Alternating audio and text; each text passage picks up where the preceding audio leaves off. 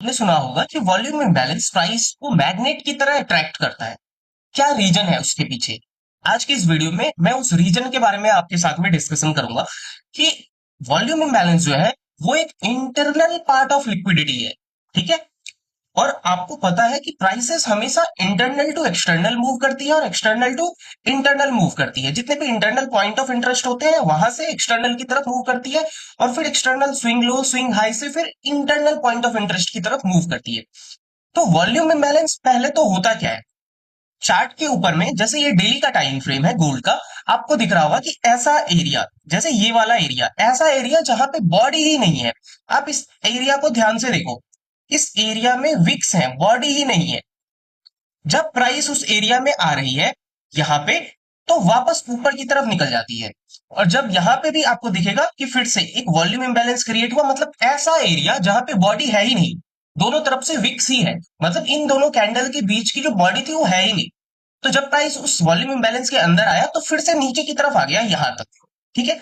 ये चार्ट पे सिर्फ एक बार नहीं होता है, जब जब वॉल्यूम इंबैलेंस क्रिएट होता है हर बार ऐसा होता है कि वॉल्यूम इंबैलेंस प्राइस को अपने तरफ खींचती है, लिक्विडिटी को फिल करती है क्योंकि वो एक इंटरनल लिक्विडिटी का पार्ट है, और फिर दूसरे डायरेक्शन में मूव कर जाती है नेक्स्ट लिक्विडिटी की तरफ। आई होप आपको समझ में आएगा ये। मैं जब ऊपर और दिखाऊंगा इसको तो ये चीजें क्लियर हो जाएगी आपकी।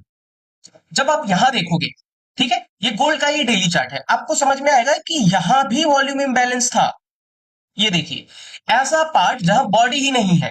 तो क्या हुआ, जैसे ही प्राइस उस एरिया में आई जहां बॉडी ही नहीं था, वापस से रिवर्स कर गई ऊपर की तरफ। फिर से देखिए इस एग्जांपल में, इस एरिया में भी बॉडी नहीं है। जैसे ही मार्केट इस एरिया को टैप करता है, यहां से सेलिंग में आ रहा था, जैसे ही इस एरिया को टैप करता है फिर से बाइंग में मूव कर जाता है अपसाइड की तरफ।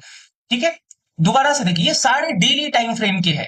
तो जब आप लोअर टाइम फ्रेम पे इन पॉइंट ऑफ इंटरेस्ट को मार्क करके और ट्रेड्स लोगे तो 100 पिप्स 200 पिप्स आराम से बनेंगे।